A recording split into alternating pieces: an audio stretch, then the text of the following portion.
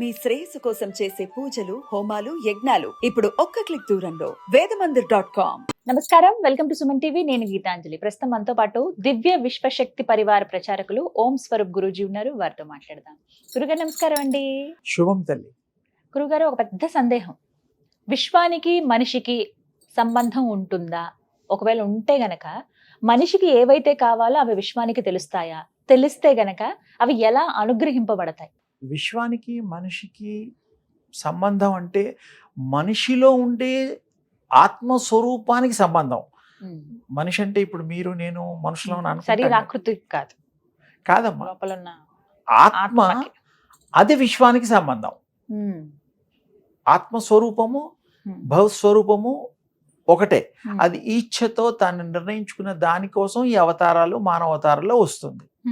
విశ్వము మనలో ఉండేటువంటి ఆత్మ రెండు కూడా విశ్వాత్మలు కూడా అనొచ్చు, ఒకటే. అది పర్పస్ఫుల్ గా వస్తోంది కాబట్టి అది విడిపడుతోంది, అదర్వైజ్ విడిపడదు. మనిషిలో ఉన్న ఆత్మతో విశ్వానికి సంబంధం ఉంటుంది అంటున్నారు. అసలు విశ్వాత్మలోంచి వచ్చిందే ఈ యొక్క మానవాత్మ.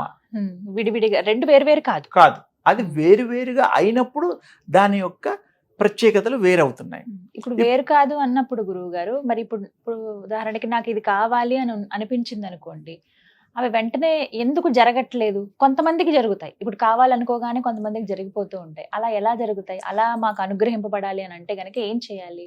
అంటే ఇక్కడ విశ్వాత్మ అనేటువంటిది మన సోల్ విడిపోయిన తర్వాత, మన ఆత్మలు విడిపోయిన తర్వాత అది పరిమితమైనటువంటి స్థితిలో వస్తుంది, సైజులతో సహా, ఆలోచనలతో సహా.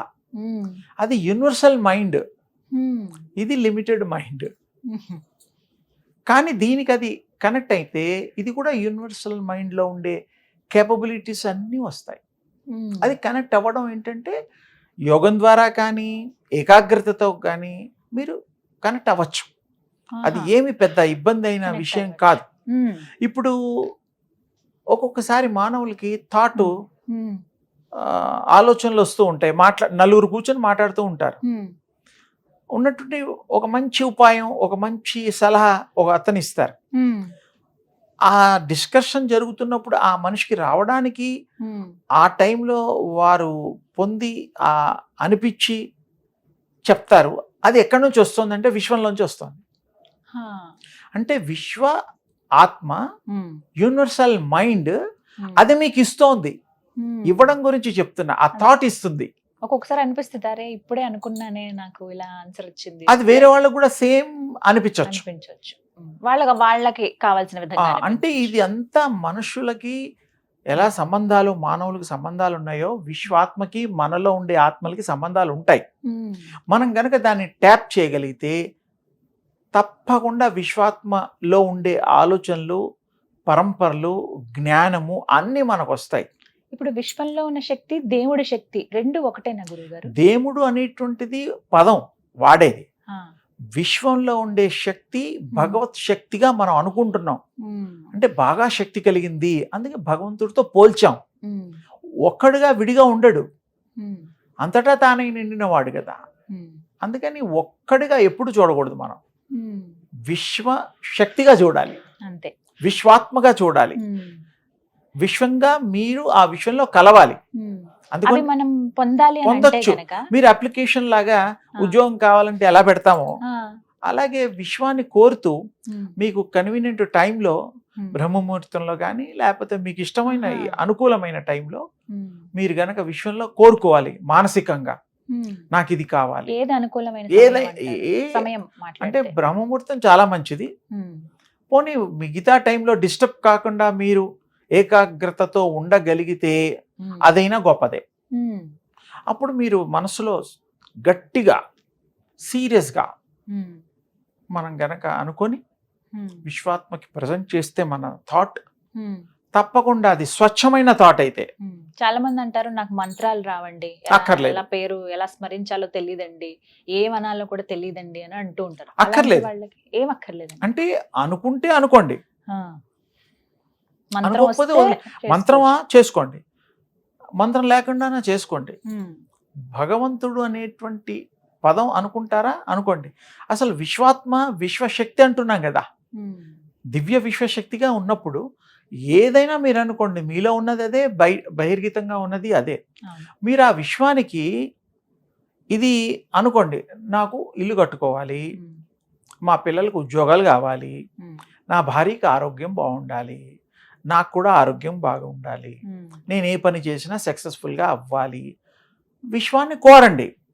ఇందులో మంచివే, భార్యకి ఆరోగ్యంగా ఉండడం తప్పు కాదు, పిల్లలు చదువుకోవడం తప్పు కాదు, పిల్లలు పెళ్లి చేయడం ఇది స్వార్థం లేదు, అది కనీస స్వార్థం ఉండాలి.